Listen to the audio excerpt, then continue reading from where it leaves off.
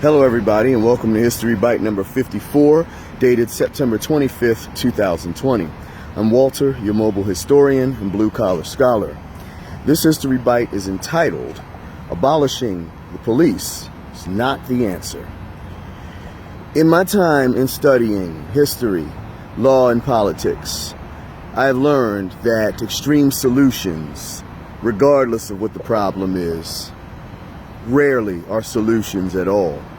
As a matter of fact, extreme solutions tend to do one thing, and that's create more problems. Now, don't misinterpret me here.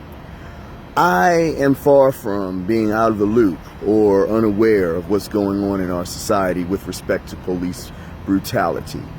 It is something that has existed in this country for many, many years, okay? It is nothing new. And the sad part is, in spite of its age, it continues to happen. And though, by the grace of God, I myself have never been the victim of it, many people who look like me have. And it is disgusting. It angers me to the core that it is something that essentially is given lip service with respect to being addressed, but nothing of any real substance has truly been accomplished, in my humble opinion. With all that said, however, I cannot endorse the concept that abolishing the police department is the solution to ending police brutality.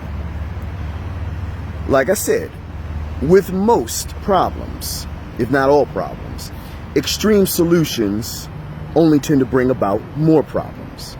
Abolishing the police department would obviously create a public safety nightmare. If one is going to abolish the police department, logically you would have to come up with something else, some other entity to help ensure public safety.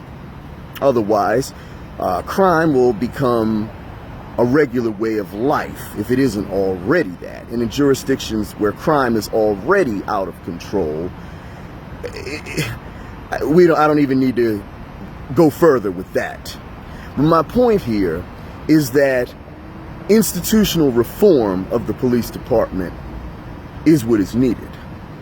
Now, I am not a policymaker, and thus I cannot begin to suggest what type of reform should happen, how that needs to take place, what needs to be done to end many of the current police practices that do exist in this country. And that reform can only happen if policymakers, the police departments, and the citizenry can manage to work together on creating lasting change for the greater good of all in society, okay? Throwing the baby out with the bathwater, unless the baby was entirely created for nothing but nefarious purposes, is not going to solve anything in our society, but instead will open the door to more problems. Something, especially in major cities, it's the last thing that's needed, okay?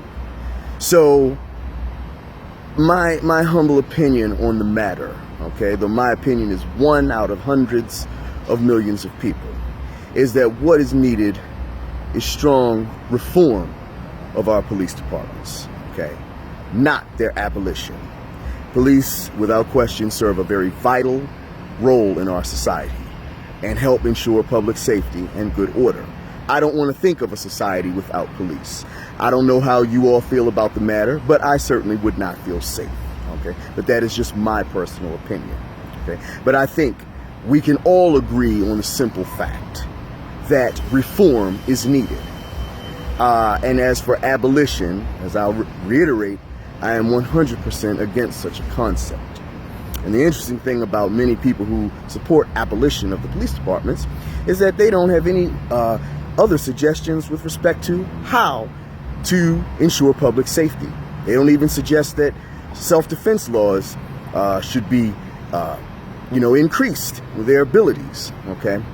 As a matter of fact, I told that to someone and they laughed. They didn't think that the individual should have greater ability to defend themselves, either by carrying firearms, without the stringent restrictions that we have here in Maryland, or other types of weapons. But nonetheless, they still advocate for the abolition of the police department. An extreme solution like that would bring nothing to our society, in my opinion, but more problems that we don't need. What we need is reform. That's where to start, and to me, that's where we will finish, for a solution that will work for everyone. Not only to ensure public safety, but to ensure that the police, individuals who we are, at least in theory, to vest great trust in, will treat us with the same respect that they expect in return. Okay? So I'm sure many of you will dispute me on many of these points, and that's fine. So any questions, controversies, please leave them in the comments below. I look forward to seeing them and answering them. This type of dialogue is healthy, so I look forward to hearing your replies. Take care, stay safe out there, and I'll talk to you at the next History Bite. Peace.